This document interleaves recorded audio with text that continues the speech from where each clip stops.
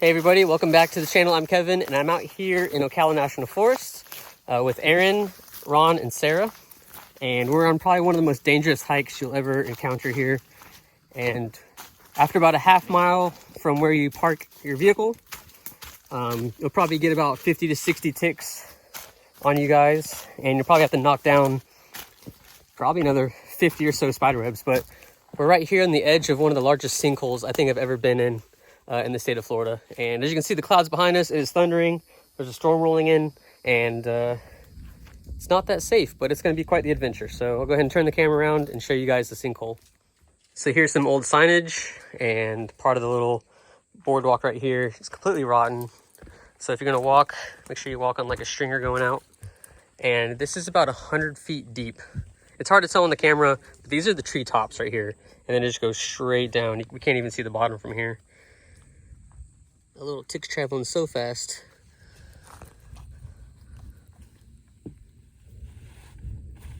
So if you do this short little hike, it's only half a mile one way, so about a mile round trip. You're gonna have almost up to like 30 ticks on you. So pants aren't always the best thing, especially if you got leg hair and you wear shorts, you can kind of feel them tangling on you. But yeah, you gotta stop every about 15-20 feet when you're walking on the trail. It's so narrow. So this isn't for the faint of heart, but I'm determined to get to the bottom of this thing. So they might follow, they might not.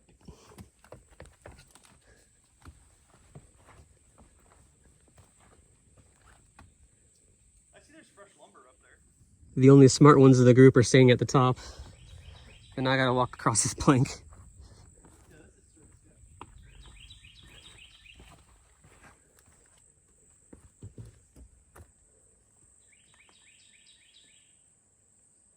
This has got to be the deepest sinkhole, like I said, I've seen in the state of Florida, let alone Ocala. So that's basically what I just came down. They're way up there at the top. It comes down here, turns, and then it's going to go down here to the base, and we're going to be at the bottom of the sinkhole. So it's pretty cool. Definitely wouldn't probably bring kids down here, but the horse flies and the deer flies are horrible, so I gotta keep moving. Maybe. So how I came to find this place was Jillian and I were driving around the forest one evening about 4 or 5 p.m. looking for black bears. We actually saw 2 really big black bears, about 450 pounds apiece. Basically what we do is we kind of go down the straight roads in the forest, look as far as you can ahead. If we see one, we get the binoculars to kind of creep up on them and just watch them for a little bit.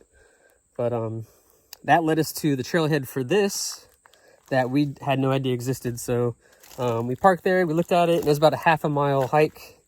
So we said, why not? Even though we just saw those bears, it was kind of scary. It's kind of like you're so deep into the forest, every little sound, every little branch, you just assume it's a black bear or something coming at you. But the hardest part was, and we got to stop every like 15 feet. The ticks are so bad here that Jillian and I must have had about 30 apiece on us at one time. All right, so I made it to the bottom. I'll go ahead and show you guys what it looks like down here. You guys hear that big thunder? You're probably gonna head back soon. But so here it is. They started replacing the boards down here. This is all solid.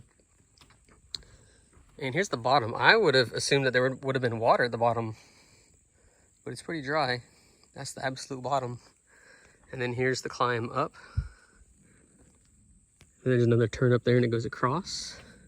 Then it goes up again. You can kind of see him standing way up there in that little opening. I don't think it's gonna pick it up, but yeah, this is approximately 80 to 100 feet deep. So we were pretty much even with the tops of the trees when we were standing up there at the top. But that storm is coming close and I think it's gonna be dumping a lot of rain, so we should probably head back. This would be a really cool hike if it was actually kept up. We didn't see any signs or anything that said it was closed. The last I know is there were people here like 10 years ago, so it's kind of like just one of those lost, forgotten trails in Ocala. But I wish they would take the time to rebuild it. If they took the time to actually build this a long time ago, they should try to keep it up. As long as you stay in the center of the treads, should support your weight pretty well. Like I said, I wouldn't bring kids here or anything.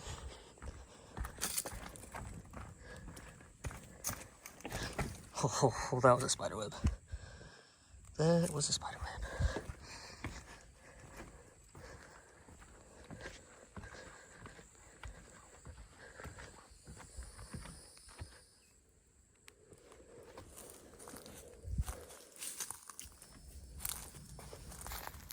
It is so humid out right now, I kind of wish it would rain just to cool us off. But we're starting the narrow trail back. Hopefully none of the spiders made new spider webs while we were gone. Because, like I said, we had to knock down like 30 of them things. They're everywhere, but again, this trail doesn't get used very much. I don't think people know about it. You hear the thunder? Yeah. Is it gonna rain on us? I think so. It might actually cool us off because it's so humid out here. We need it, as long as we don't get our camera wet. I feel like 2 ticks on me right now.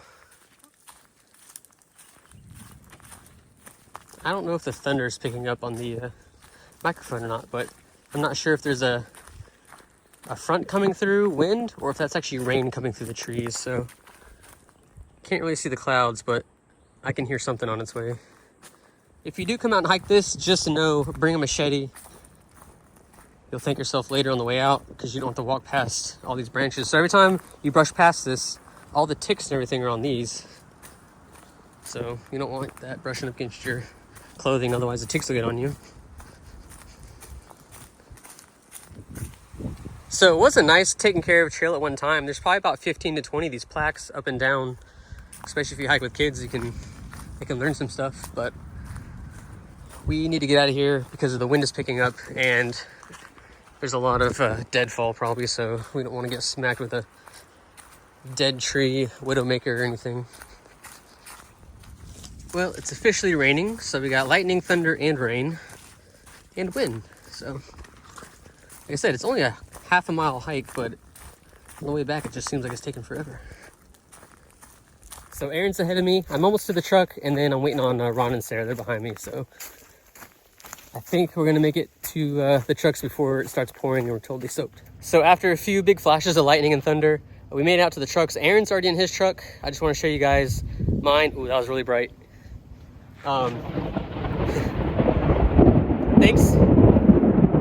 Thanks to Timbo's Customs, I was able to get my lift kit put on Friday. Today's Saturday. This morning I had my tires put on. I had some BFG KO2s put on and also some exhaust. So I did those few things to the truck with help to Timbo's Customs. And I'm just waiting on Ron and Sarah to come out of the forest. We're gonna talk a little bit and then we're probably gonna head out because this storm looks like it's gonna be here for a little bit. Little update on Ron's Tacoma. Still two-wheel drive at the moment, but that doesn't stop him from doing anything outdoors, anything adventurous.